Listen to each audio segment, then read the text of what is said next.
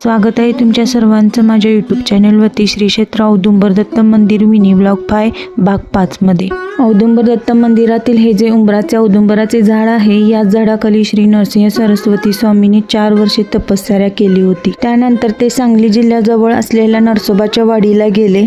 जाताना त्यांनी सांगितले की जे भक्त औदुंबराच्या उंबराच्या झाडाखाली जप करतील, गुरुचरित्राचे पारायण करतील, त्यांच्या सर्व इच्छा मनोकामना पूर्ण होतील आणि त्यांना शांती भेटेल असे श्री नरसिंह सरस्वती स्वामी जाताना त्यांच्या भक्तांना सांगितले।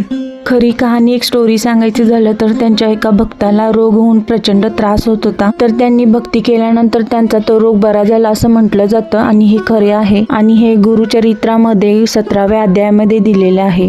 हंकलकोप गावातील या औदुंबर दत्त मंदिराच्या परिसरामध्ये औदुंबराची म्हणजे उंबराची झाडे भरपूर प्रमाणात आहेत, त्यामुळेच या गावाला औदुंबर असे नाव पडले आहे। पूर्ण व्हिडिओ चॅनेलवरती अपलोड केलेला आहे, तो नक्की बघा आणि भेटूया पुढच्या मिनी व्लॉग मध्ये।